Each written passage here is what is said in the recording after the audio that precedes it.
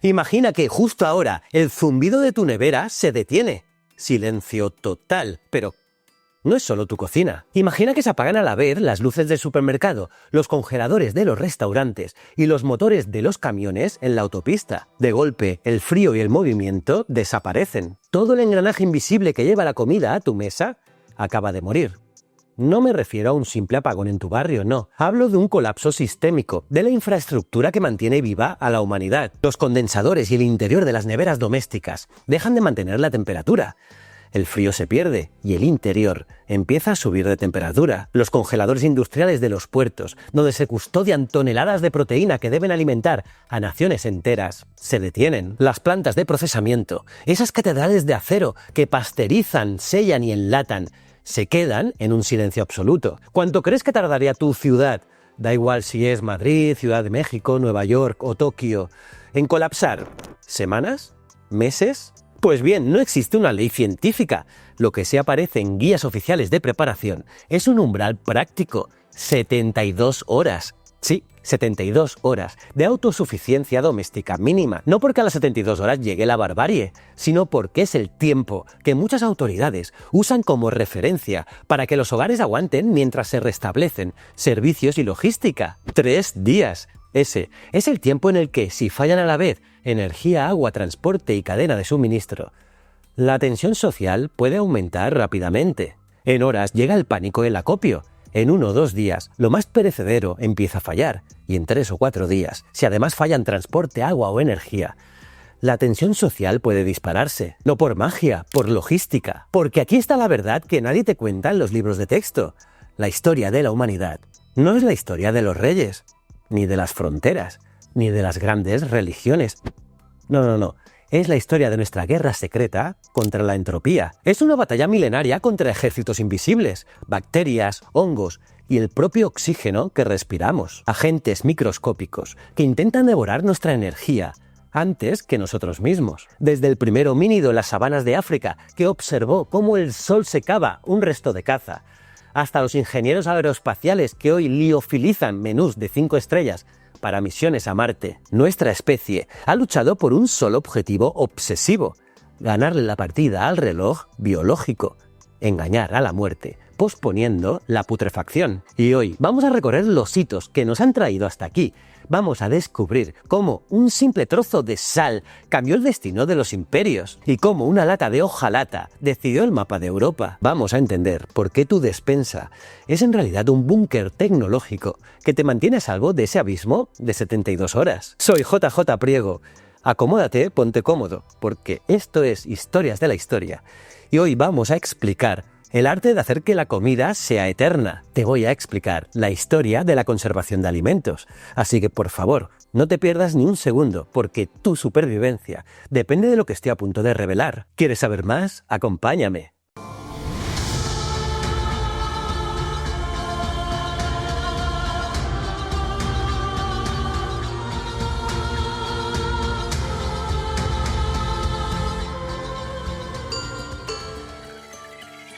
Para entender cómo vencimos a la muerte, debemos viajar a un tiempo donde el hombre no era el dueño del mundo, sino su aprendiz más desesperado. Estamos en el Paleolítico.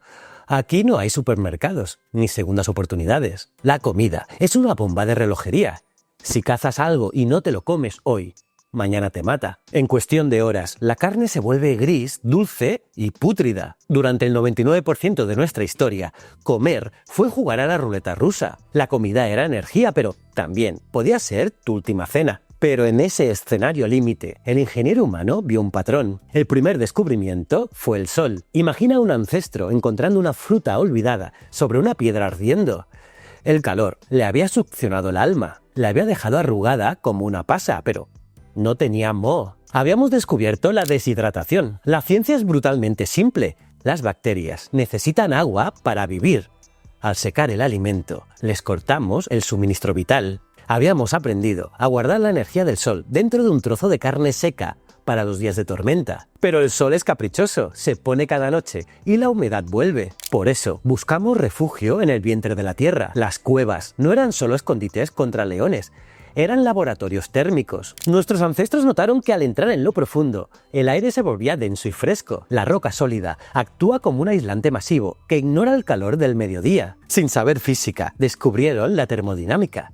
En la oscuridad fresca de la cueva, el metabolismo de la podredumbre se ralentiza. La carne aguantaba el doble allí dentro. La cueva fue, literalmente, nuestra primera nevera pasiva. Y mientras algunos se refugiaban en cuevas, los que vivían en las tierras heladas del norte descubrieron un aliado aún más poderoso: el hielo. Enterrar la comida bajo la nieve compacta no era solo esconderla, era detener el tiempo. Y aquí la ciencia también es fascinante, porque al bajar de los 0 grados, el agua se congela y deja de estar disponible para los microbios. Sin agua líquida, las bacterias no pueden beber ni comer. Entran en un estado de hibernación profunda, es decir, por debajo de esos 0 grados, el crecimiento microbiano se frena muchísimo o se detiene. Eso sí, congelar no esteriliza. Al descongelar pueden reactivarse, pero lo que está claro es que el hielo se convirtió en el primer arcón congelador de la historia. Era literalmente apretar el botón de pausa en la vida biológica, permitiendo guardar carne fresca de una temporada a otra. Pero, ¿qué pasa cuando no tienes sol ni hielo? Entonces, el fuego nos dio una solución accidental que es pura ingeniería primitiva. Imagina una cabaña prehistórica llena de humo. La carne se colgaba en el techo por una razón muy simple: que no se la comieran los lobos o las ratas. Pero allí arriba, envuelta en la humareda, ocurría la magia. Sin saberlo, estaban usando el humo como conservante, sí, porque contiene compuestos antimicrobianos, fenoles y aldehídos, entre otros. Y junto con el secado superficial y el calor, ayuda a inhibir el deterioro. Estos compuestos no solo dan ese sabor ahumado que nos encanta hoy, son armas letales. Destruyen las membranas de las bacterias y crean una costra que repele a los insectos. Por lo tanto, el humo actuaba como una armadura química invisible. El ahumado no fue un invento gastronómico, fue nuestra primera gran victoria usando la química para blindar nuestra comida. Alucinante. Sin embargo, el verdadero punto de inflexión, el descubrimiento que cambiaría la economía del planeta, llegó hace unos 10.000 años, con el fin de la última glaciación. Al retirarse los hielos, la humanidad descubrió el arma definitiva. Sí, la sal. ¿Dónde ocurrió? Pues no hubo un solo lugar. Fue una revelación global. Desde la ciudad más antigua de Europa, Provadia, en la actual Bulgaria, hasta el lago Yungcheng, en China. Los antiguos observaron un milagro. Los animales que morían en las orillas saladas no se pudrían, se convertían en estatuas secas. Aprendimos que la sal es un arma de destrucción masiva para los microorganismos, aunque claro, no sabíamos aún que existían los microorganismos. Y es que la ciencia detrás de esto es fascinante, se llama ósmosis. Imagina la superficie de la carne como un campo de batalla. Las bacterias son en esencia pequeñas bolsas llenas de agua. La sal funciona como un imán químico brutal. Es tan ávida de humedad que, por pura física, arrastra el agua del interior de la bacteria a través de su propia piel, literalmente, la seca hasta matarla. Al dejar a los microbios sin una gota de agua, la vida se detiene. Con la sal, el ser humano dejó de ser un esclavo del calendario. Ya no importaba si era invierno o verano. Por primera vez, podíamos separar el momento de la caza del momento de comer. Podíamos viajar, cruzar océanos y acumular excedentes. La sal permitió que el pescado capturado en verano alimentara a una ciudad entera en invierno. Se convirtió en el primer disco duro de energía, el primer banco real de la historia. La sal no solo conservó nuestra comida, construyó los cimientos de la civilización. Pero la guerra contra la entropía no se libró solo con fuego y sal, no. Para ganar esta guerra, tuvimos que hacer algo contraintuitivo. Dejamos de matar a los microbios y empezamos a reclutarlos. Aprendimos que la mejor forma de evitar que la comida se pudra es dejar que se pudra un poquito, pero bajo nuestras reglas. Bienvenidos al fascinante mundo de la fermentación. Imagina la escena: un recolector olvida un cesto de uvas machacadas o un cuenco con granos de cebada mojados. Al volver, aquello burbujea, huele fuerte y tiene espuma. El instinto nos dice: tíralo, pero la curiosidad humana dijo: pruébalo. Y ocurrió el milagro. No solo no nos mató, sino que nos puso contentos. Lo que pasaba ahí dentro era una fiesta microscópica. Unas levaduras salvajes se estaban comiendo el azúcar y a cambio producían alcohol. Así nacieron el vino y la cerveza. Y esto fue clave porque la fermentación reduce riesgos por acidez, por competencia microbiana y por algo de alcohol. Ayuda a matar a los patógenos del agua y conserva las calorías del grano y la fruta durante meses. Eso sí, no convierte cualquier agua contaminada en potable. No aún. Pero no nos quedamos solo con la bebida.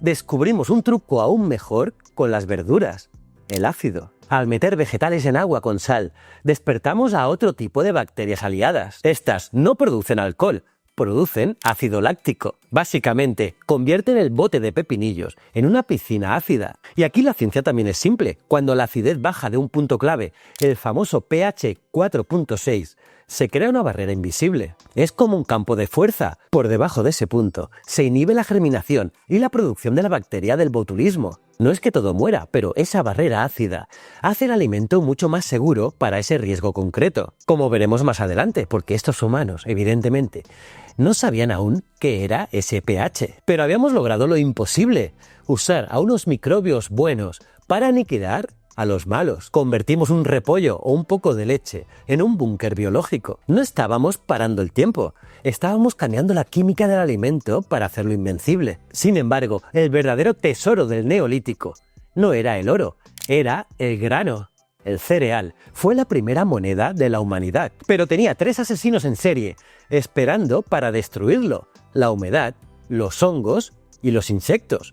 Para salvarlo, nuestros ancestros en el Levante inventaron el silo de foso. Y no pienses en un simple agujero en la tierra, eran búnkeres subterráneos de alta tecnología, revestidos con arcilla y piedra para aislar la humedad. Pero el verdadero secreto no estaba en las paredes, sino en el aire. Aquí la ciencia es brillante. Al llenar el pozo hasta el borde y sellarlo herméticamente con una losa, ocurría algo fascinante. Las semillas respiraban el poco oxígeno que quedaba y lo convertían en dióxido de carbono. Básicamente, creaban una cámara de gas natural. En esa atmósfera sin oxígeno, el tiempo se detenía.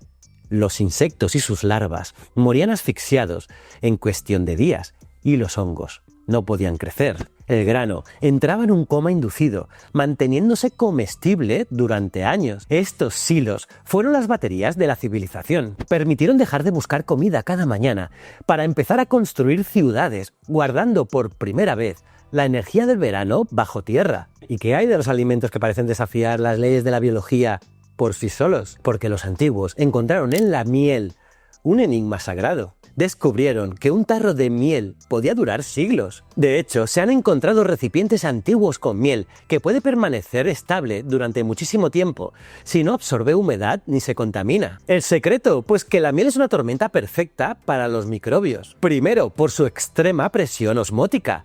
Es una solución sobresaturada de azúcar con poquísima agua. Si una bacteria cae en ella, la miel succiona el agua del interior del microbio hasta que éste colapsa. Pero hay más ciencia. La miel tiene un pH ácido alrededor del 3.9 y las abejas añaden una enzima llamada glucosa oxidasa que produce pequeñas cantidades de peróxido de hidrógeno. O sea que es literalmente un desierto ácido y antiséptico, el conservante natural perfecto. Y ojo que desde hace más de 10.000 años, en algunos casos bastantes más, en Japón se desarrollaron tradiciones cerámicas muy tempranas, como las asociadas a la cultura Yomon, que facilitaron almacenar y fermentar alimentos. Y esto no es solo arte, es ingeniería de materiales. Al cocer el barro, creamos una frontera física microporosa que aislaba el alimento de las plagas y, sobre todo, de la capilaridad de la humedad del suelo. Habíamos inventado el primer escudo de separación contra el mundo exterior. Pero a veces los mejores inventos son accidentes. Imagina un pastor nómada hace miles de años cruzando el desierto. Guarda su leche en el envase más impermeable que tiene a mano, el estómago seco de un animal. Al abrirlo horas después, el calor y los jugos naturales del estómago han obrado un milagro.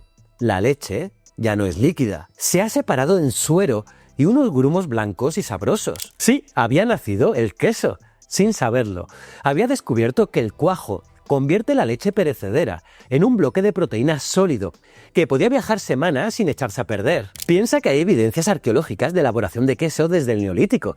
Por ejemplo, coladores cerámicos usados para separar cuajada y suero hace más de 7.000 años. Y mientras eso ocurría en Eurasia, en América del Norte, los pueblos indígenas llevaron esto al extremo, inventando el pemmican, la primera barrita energética de la historia. Trituraban carne seca hasta hacerla polvo y la mezclaban con grasa derretida y bayas ácidas. La grasa actuaba como un sello de cera perfecto que aislaba la carne del aire. Bien preparado, el pemmican podía durar años sin pudrirse, alimentando a cazadores en los inviernos más crudos. Y en el norte de Europa ocurrió algo prácticamente sobrenatural. Nuestros ancestros descubrieron que si enterraban barriles de mantequilla en las turberas, esos humedales de barro negro, la grasa no se estropeaba. ¿El truco? Pues que el barro del pantano es frío, ácido y no tiene oxígeno. Es una nevera geológica. Se han encontrado depósitos de mantequilla de turbera, conocidos como bog butter, datados entre siglos y milenios. Para cosas más delicadas, como los huevos,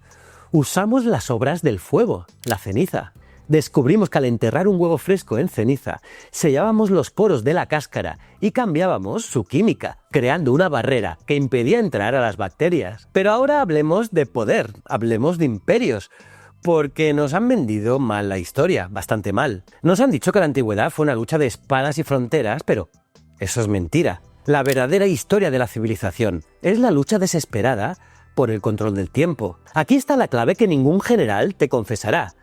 Un imperio no se construye con soldados, no. Se construye con calorías que no se pudren. Porque puedes tener el ejército más letal del mundo, pero solo podrás marchar hasta donde su comida le permita. Si tu trigo se llena de moho o tu carne se llena de gusanos a mitad de tu camino, tu glorioso imperio se desmorona en menos de esas fatídicas 72 horas. La carrera armamentística no empezó con flechas, empezó con despensas. Y todo comenzó en el barro. Para entender el inicio, tenemos que ir a Sumeria, a la cuna de todo, entre el Tigris y el Éufrates. Aquí el agua era vida, pero también era muerte. Beber directamente del río te mataba por disentería. ¿Cómo sostienes la primera civilización humana si el agua te envenena? Pues los sumerios hackearon la biología con la cerveza. Pero olvidad la cerveza de hoy. Lo que ellos crearon fue pan líquido. Descubrieron que al procesar el grano malteado, no solo conservaban las calorías de la cosecha para todo el año, sino que el proceso de hervido y la ligera fermentación alcohólica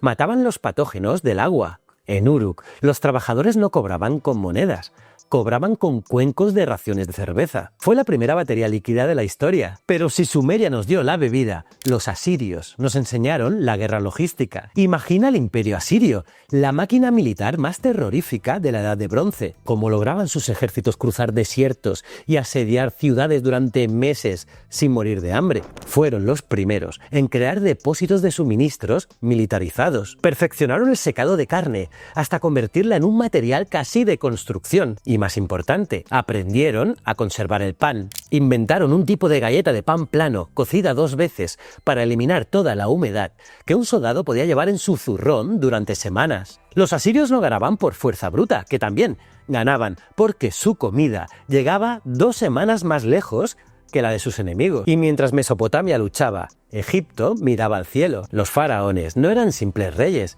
eran los supremos ingenieros de la termodinámica. El Nilo regalaba el trigo, sí, pero el calor del desierto era un enemigo implacable que quería incinerarlo. Para combatirlo, diseñaron los graneros estatales. Olvida la idea de un simple almacén.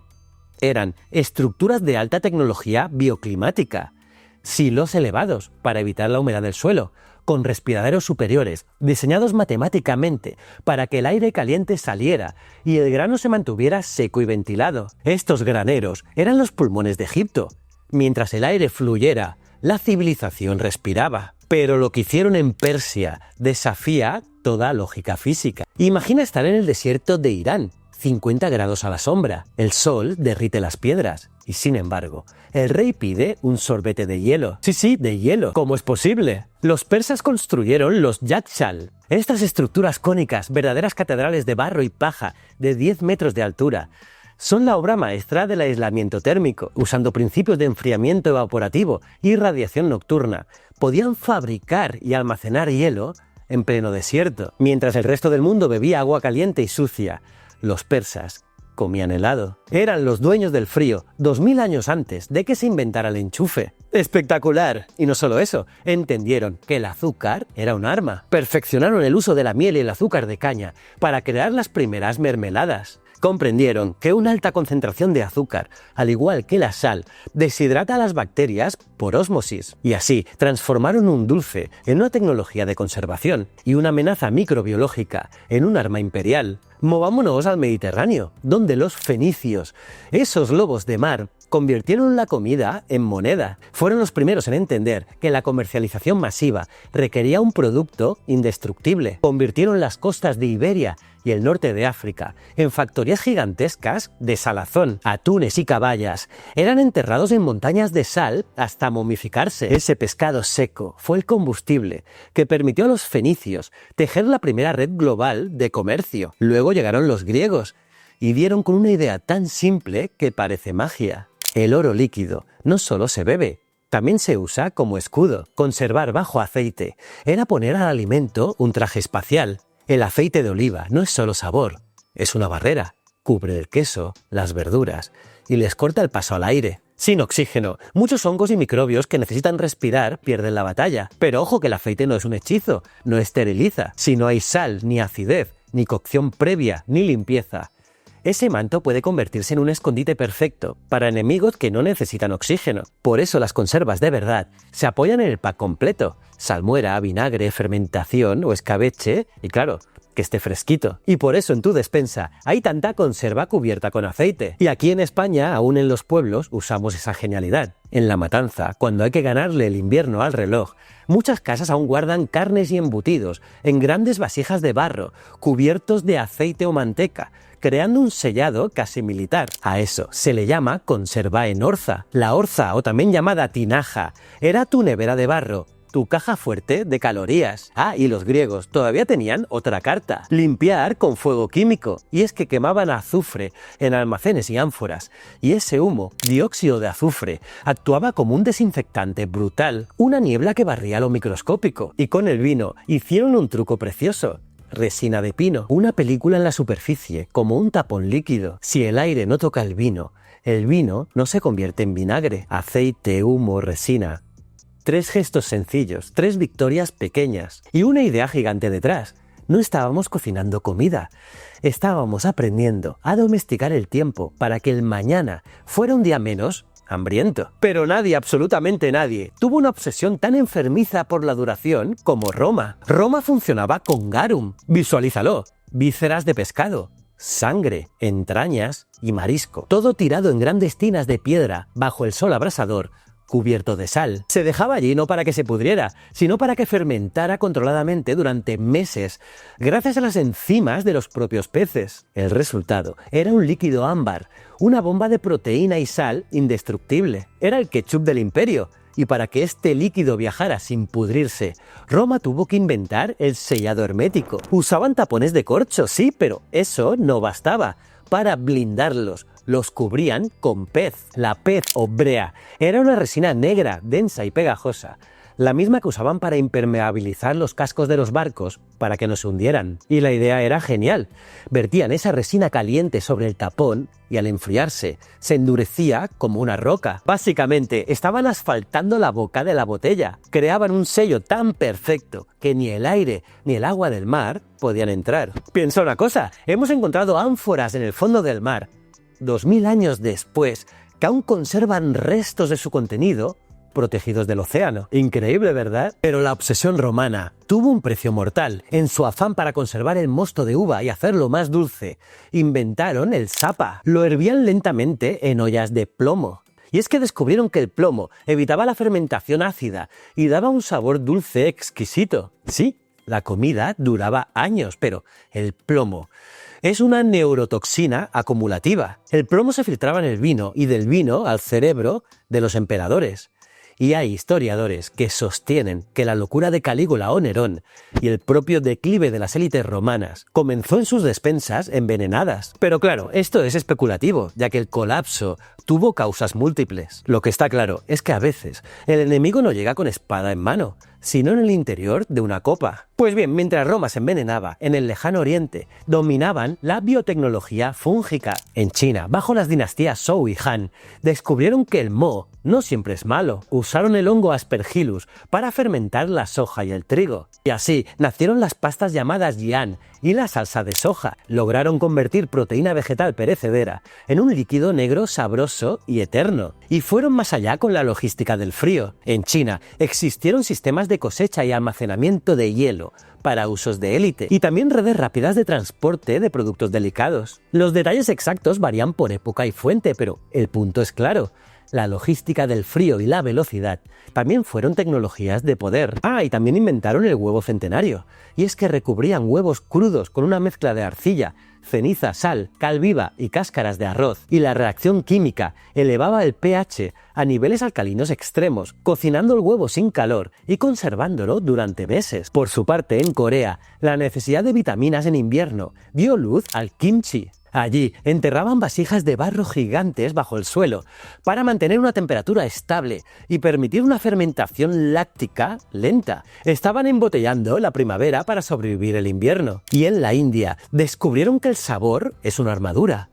El uso masivo de pimienta, clavo, cúrcuma y canela no era un capricho culinario. Porque estas especias son potentes antimicrobianos naturales. Porque al final, en un clima húmedo y caluroso, el curry era una tecnología de conservación. Además, inventaron el ghee.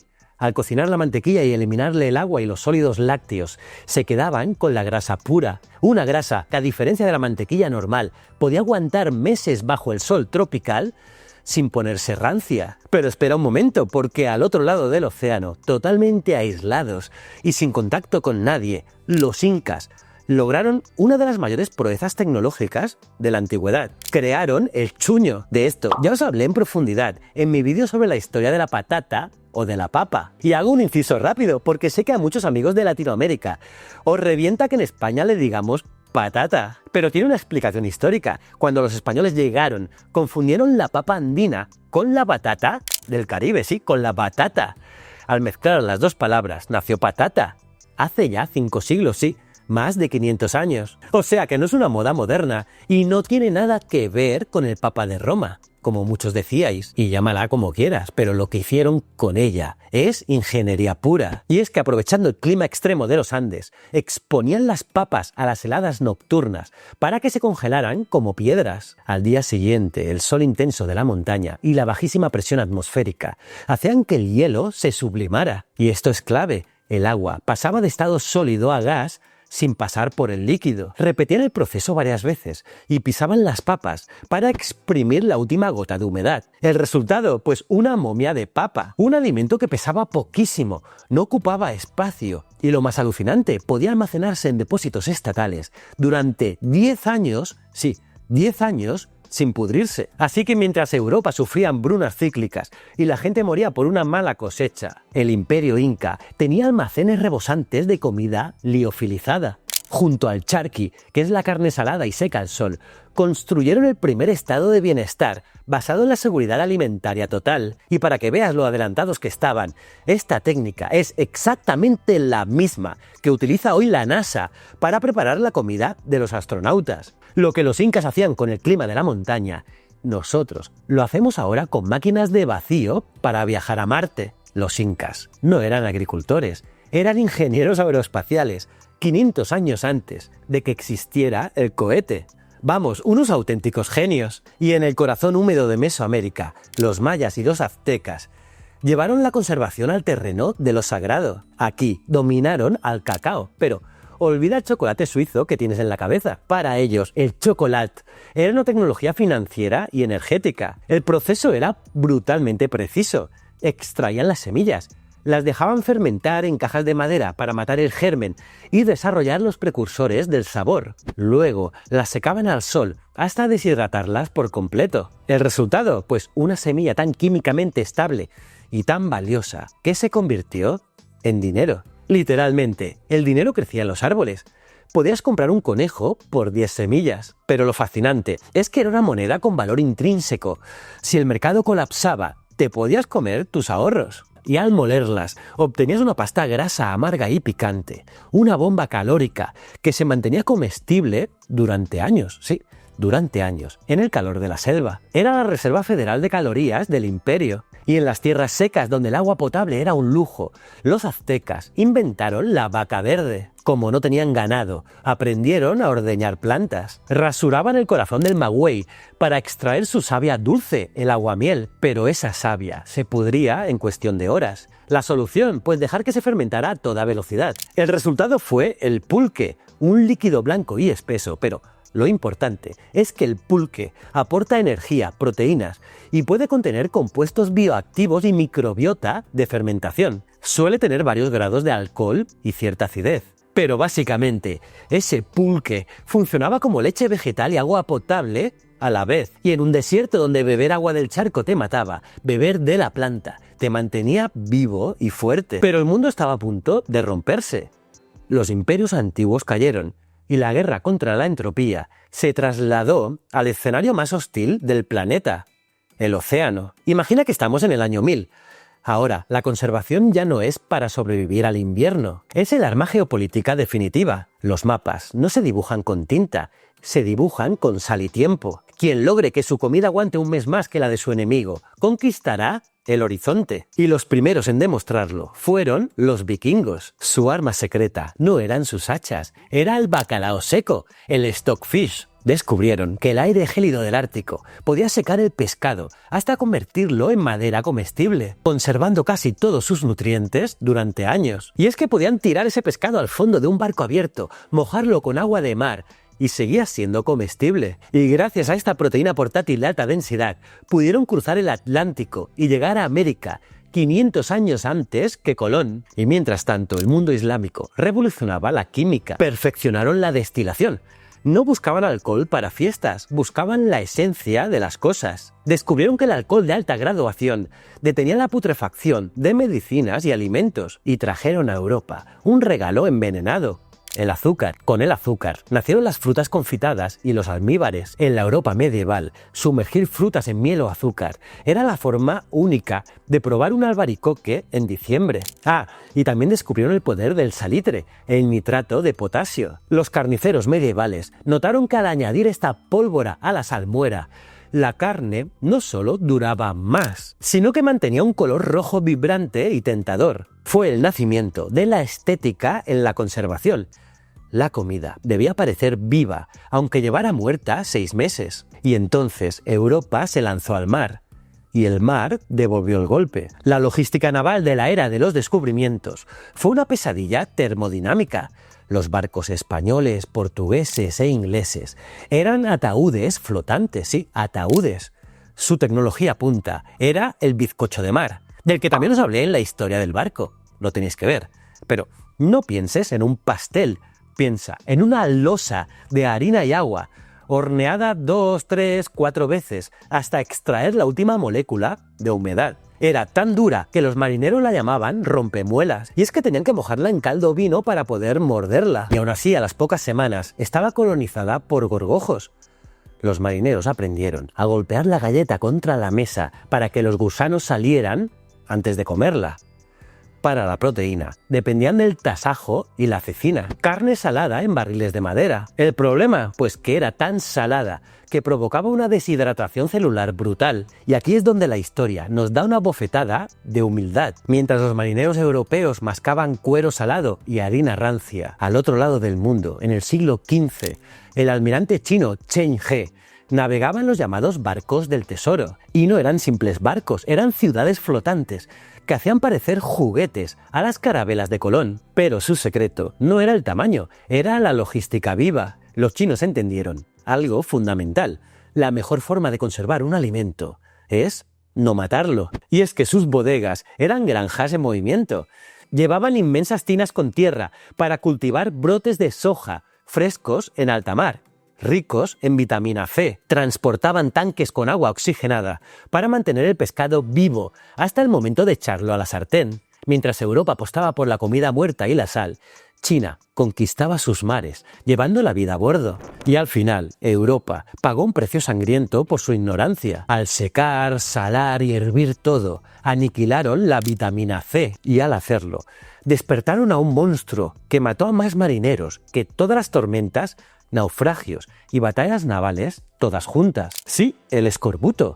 Magallanes, Elcano, Cook, todos miraron al abismo de esta enfermedad. Y la ciencia detrás del horror es escalofriante. El escorbuto no es solo una enfermedad, es una desintegración. La vitamina C es la encargada de producir colágeno, y el colágeno es el cemento que mantiene tus células unidas. Sin él, tu arquitectura corporal se derrumba. Literalmente te deshaces. Las encías se pudren, los dientes se caen porque nada los sujeta. Pero lo más terrorífico, lo que llevaba a los marineros a la locura, es que el pasado regresaba. Sin colágeno, las antiguas heridas se abren. Huesos que se habían soldado hace 20 años se separan de nuevo. Una cicatriz de una caída en la infancia se abre de repente en carne viva. Es una película de terror biológico, donde tu propio cuerpo olvida cómo mantenerse unido. Y la cura estaba ahí mismo, en la naturaleza.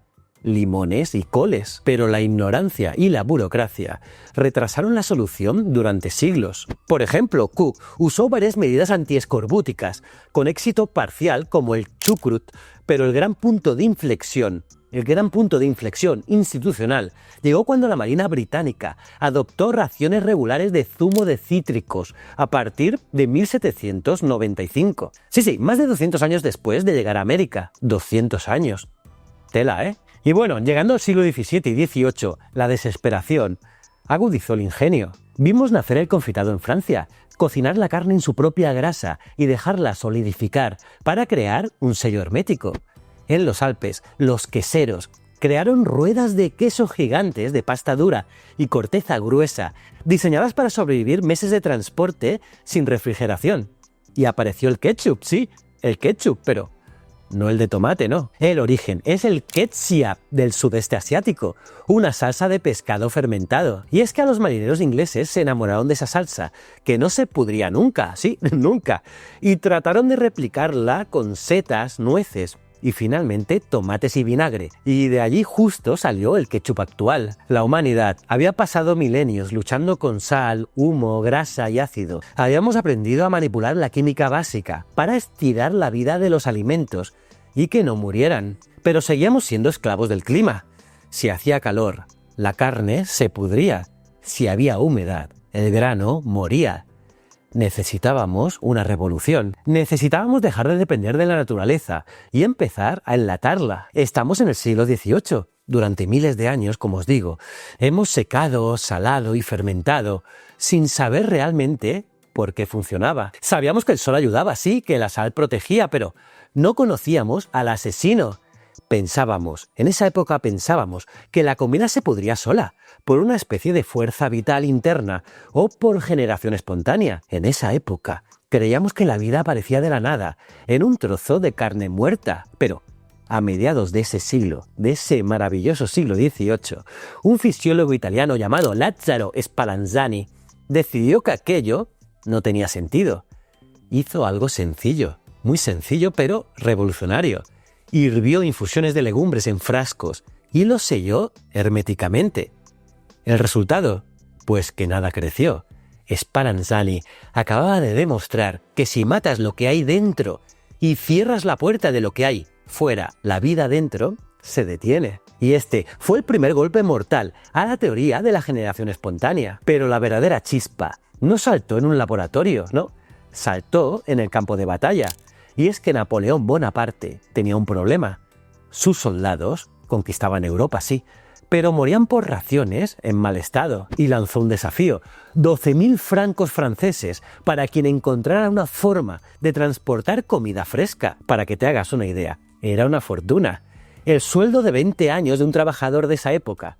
Es decir, un billete de lotería para cambiar de vida. Y en 1810, un confitero llamado Nicolas Appert reclamó el premio. Y esto es importante. Appert no era científico, no tenía ni idea de microbiología. Era un chef, un alquimista de la cocina, un cocinero que se pasó 14 años experimentando a ciegas. Su método fue pura intuición, Metió alimentos en botellas de champán de boca ancha, las selló con corcho y alambre y las sirvió durante horas, sí, hervir, y funcionó. Sin saberlo, Apeg estaba esterilizando. Había descubierto que el calor mata lo que la naturaleza crea, pero había un problema táctico: el vidrio. El vidrio se rompe en la guerra. Por eso ese mismo año, un comerciante británico llamado Peter Duran tuvo una idea. ¿Y si en lugar de cristal usamos una fortaleza? Y patentó el uso de la hojalata. Y en 1813, Brian Donkin abrió la primera fábrica de conservas para la Marina Real Británica. Pero no imagines las latas de atún de hoy que abres con un dedo. No.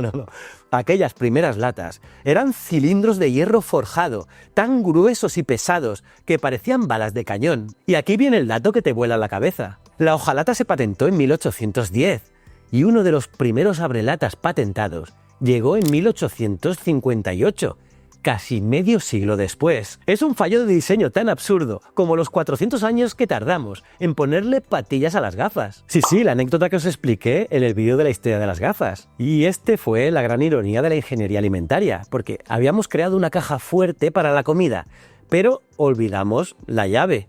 Pensad una cosa, las primeras latas eran tan gruesas que traían una instrucción impresa que decía literalmente: corte la tapa con cincel y martillo. Sí, con cincel y martillo, pero ¿qué pasaba si no tenías martillo? Pues los soldados las abrían a bayonetazos, a pedradas o directamente pegándoles un tiro. Por primera vez en la historia, el tiempo estaba encerrado en una caja de metal, pero necesitabas ejercer violencia para sacarlo. Por otro lado, en la década de 1840 en Florida, el doctor John Gorrie luchaba contra un enemigo invisible, la malaria. La teoría de la época decía que la enfermedad venía del mal aire, caliente y húmedo. Gorrie no quería conservar comida, quería conservar pacientes. Obsesionado con enfriar las habitaciones de los moribundos, diseñó una máquina que comprimía aire para crear hielo artificial. Obtuvo la patente en 1851, pero el pobre Gorrie murió arruinado y ridiculizado por los reyes del hielo natural. Murió sin saber que acababa de inventar la tecnología que permitiría la existencia de las megaciudades modernas. No solo inventó el aire acondicionado, abrió la caja de Pandora de la industria del frío. Y en medio de esta revolución térmica, en 1856, Wade Borden se enfrentó al asesino número 1 de los niños victorianos: la leche. En aquella época, la leche era un líquido peligroso, lleno de bacterias y a menudo adulterado con tiza o agua sucia. Se la llamaba leche basura. Borden, traumatizado tras ver morir niños en un barco por falta de leche sana, decidió que la leche tenía que ser eterna. Y su invento fue la leche condensada. Utilizó una cápsula de vacío para evaporar el agua sin quemar el sabor y le añadió azúcar. El azúcar actuaba como un conservante osmótico brutal y de repente la leche podía viajar en el bolsillo de un soldado o alimentar a un niño en un suburbio de Londres sin matarlo. Borden no solo vendió comida, vendió la primera garantía de seguridad en una lata. Y entonces, en la década de 1860, se encendió la luz. Llegó el momento definitivo, sí. Ahora sí, hasta ahora, como os decía antes, la humanidad había estado librando una guerra a ciegas. Sabíamos que si hervíamos la comida o la salábamos, duraba más, pero no sabíamos por qué. Creíamos en esa generación espontánea. Pensábamos que la podredumbre aparecía por arte de magia o por el mal aire. Pero Louis Pasteur fue salud. Pasteur cambió el destino de nuestra especie porque fue el primero en mirar por el microscopio y decir: no es magia, son ellos. Identificó a los microbios, puso cara al enemigo, pero su genialidad no fue solo descubrirlos, fue cómo matarlos. Hasta entonces, para conservar algo, lo recocíamos hasta destrozarlo, como hacía Apeg. Pasteur descubrió algo mucho más elegante: el calor controlado. Se dio cuenta de que no hacía falta hervir el vino a 100 grados. No hacía falta. Bastaba con calentarlo a unos 55 o 60 grados durante un tiempo breve. Claro, la pasteurización no es una cifra única, depende del producto. Pero lo que está claro es que fue una auténtica revolución. En lugar de lanzar una bomba nuclear que destruía el sabor y las vitaminas, Pasteur usó un disparo de francotirador. Mataba a los patógenos sin cocinar el producto. Y eso es tremendo, brutal, por fin. Salvó la industria del vino francés, sí, y más tarde hizo que la leche dejara de ser una ruleta rusa mortal. Desde ese momento ya no íbamos a ciegas. Sabíamos quién era el enemigo, sabíamos cómo se llamaba y lo más importante, sabíamos a qué temperatura exacta se moría. Y ahora ya fue tremendo, porque con el enemigo identificado, la ciencia explotó. Por ejemplo, en Alemania, el químico Justus von Liebig hizo algo que parecía brujería. Creó el extracto de carne. Logró reducir una vaca entera a un pequeño tarro de pasta negra y salada. Sí, el abuelo de las pastillas de caldo. Y así, por primera vez, podías llevar la proteína de un buey en el bolsillo de tu chaleco. En Francia, Ferdinand Carré desafió a la naturaleza inventando la máquina de refrigeración por absorción de amoníaco y demostró que no necesitábamos esperar al invierno ni traer hielo desde Noruega. Podíamos fabricar frío químico en cualquier lugar usando calor. Sí, fabricar frío usando calor. Alucinante. Y en Estados Unidos, la geografía dejó de importar gracias a Gustavus Swift y su ingeniero Andrew Chase. Ellos miraron el mapa y vieron un problema. Las vacas estaban en Texas, pero los estómagos hambrientos estaban en Nueva York. Transportar vacas vivas era un desastre. Perdían peso o morían en el camino. La solución, el vagón refrigerado ventilado. Diseñaron un sistema de circulación de aire que convertía un vagón de tren en una nevera rodante. Fue el nacimiento de la cadena de frío moderna. De repente, un filete de una vaca sacrificada en el Medio Oeste podía servirse fresco en una mesa de Manhattan. Una semana después, el tiempo y la distancia habían dejado de ser una sentencia de muerte para la comida. Y en 1876, Carl von Linde construyó el abuelo del aparato que tienes ahora zumbando en tu cocina, el refrigerador moderno. Y con esa máquina, la humanidad logró lo imposible. Ocurrió en el mar, en el transporte frigorífico. Hubo hitos brutales como el barco de vapor Paraguay en 1878 y sobre todo el Dundee en 1882, que consolidó el envío de carne congelada a larga distancia. Pasaron por el infierno tropical y llegaron a Europa con la carne dura como una roca. Y justo en ese instante, el antiguo negocio de mover hielo natural desde Noruega murió. La refrigeración mecánica había ganado la guerra. Ya no dependíamos del clima. Ahora nosotros creábamos el invierno. Pero en las sombras de las despensas, un asesino silencioso seguía matando. El botulismo. La industria descubrió con terror que hervir una lata a 100 grados no bastaba. La bacteria Clostridium botulinum se reía del agua hirviendo.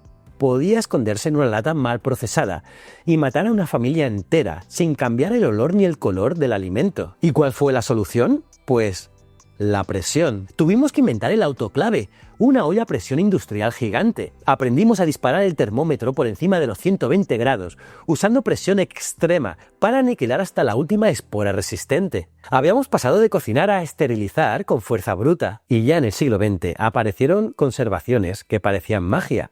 Por ejemplo, el secado de atomización, convirtiendo la leche y el café en polvo instantáneo. Literalmente, pulverizamos los líquidos. Pero ojo que también cometimos errores terroríficos. En nuestra obsesión por evitar que la comida muriera, empezamos a usar la química como maquillaje. La industria se convirtió en el lejano oeste, porque echábamos formaldehído a la leche para que no oliera, sulfato de cobre a los guisantes para que parecieran verdes y bórax a la carne que estaba podrida. La comida parecía fresca, pero era veneno. La población estaba siendo envenenada lentamente. Y el mundo gritó ¡basta! Y aquí quiero derribar un mito de Hollywood, porque no fueron los norteamericanos los primeros héroes, ¿no? De hecho, llegaron tarde. Europa fue la verdadera punta de lanza, porque 30 años antes de Estados Unidos, el Reino Unido y Alemania ya habían levantado muros legales en la década de 1870. Francia declaró la guerra total al fraude en 1905. ¿Y España? Bueno, España no se quedó mirando. Aquí la batalla era vital, porque nos jugábamos nuestra economía, el vino y el aceite. Y sí, teníamos una picaresca industrial brutal, como buenos latinos que somos, falsificando nuestros productos estrella para exportarlos. Por eso, a principios del siglo XX, con reglamentos clave como el de Inspección de Sustancias Alimenticias de 1908, España tuvo que ponerse muy pero que muy seria. Creamos laboratorios municipales y prohibimos adulteraciones para que nadie dejara de comprar nuestro oro líquido, nuestro vino y nuestro aceite. Y el efecto dominó cruzó el océano. Desde Argentina hasta México, las nuevas naciones latinoamericanas copiaron estos códigos sanitarios para poder vender su carne y su grano a todo el mundo. Incluso Japón, en plena modernización, adoptó estas normas. Fue un despertar global. Por primera vez, la humanidad firmó un pacto tácito. El beneficio económico no podía estar por encima de la salud pública. Y entonces apareció un visionario, Clarence Bersay, inspirándose en prácticas de congelación rápida observadas en el Ártico, en pueblos indígenas. Bersay impulsó la congelación rápida industrial en los años 1920. Bersay entendió un principio físico fundamental. Si congelas el alimento en segundos, los cristales de hielo que se forman son tan microscópicos que no llegan a romper la estructura celular del tejido. O sea que al descongelar, la textura y el jugo eran mucho mejores que con la congelación lenta, porque el agua no había destrozado las membranas desde dentro. Bersay acababa de lograr lo que los faraones y los reyes persas solo soñaron, la inmortalidad de la textura. Pero toda esta tecnología necesitaba una prueba de fuego, y la historia se la dio de la forma más cruel posible.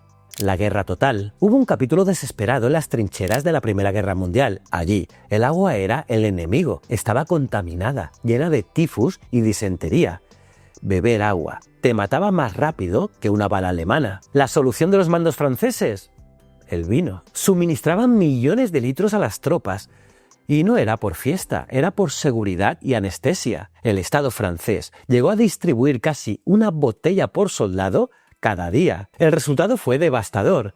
Ganaron la guerra, sí, pero volvieron a casa con el hígado destrozado y una adicción que mató a tantos veteranos en la paz como las balas en la guerra. Y fue la última vez que confiamos en la conservación antigua para una guerra moderna, porque ahora la Segunda Guerra lo cambiará todo. Para la Segunda Guerra Mundial aprendimos la lección.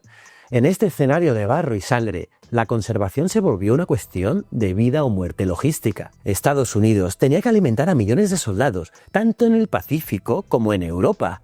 El vino y la salazón no bastaban. Fue la guerra la que rescató el invento de Bersay. Sí, fue la guerra, porque el gobierno invirtió millones para masificar los vegetales congelados. Y ojo, que seguramente sin la presión de alimentar a los marines en Iwo Jima, es muy probable que tu sección de congelados hoy no existiera, o al menos que no fuera tan potente como lo es actualmente. Y entre las bombas creció la liofilización. Al principio no era para el café, se inventó para salvar vidas, conservando el plasma sanguíneo para que llegara al frente sin pudrirse. Pero acabada la guerra, aplicamos esa técnica de quitarle el alma líquida al producto para crear algo nuevo, el café instantáneo. El soldado necesitaba energía eterna, y nosotros la llevamos al desayuno. Y aquí entra otro personaje que lo cambia todo, el camión frigorífico. Porque no basta con congelar, hay que mover el frío.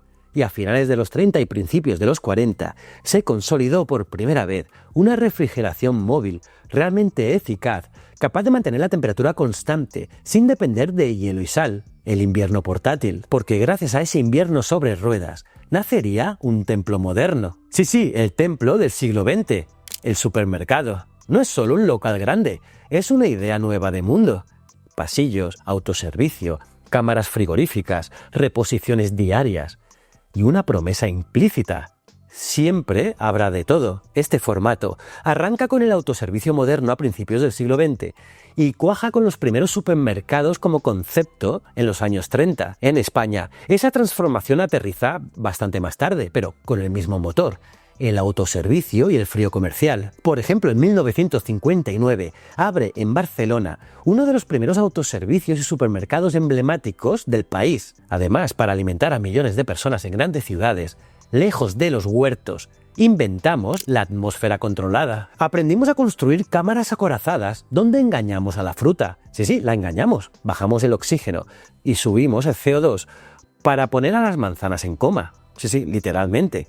Esa manzana brillante que te comes hoy pudo haber sido recolectada hace un año. Es una fruta zombie en hibernación química, esperando despertar en tu frutero. Por cierto, en los años 50, con la Guerra Fría helando el mundo, la humanidad miró hacia el átomo con miedo, pero también con esperanza.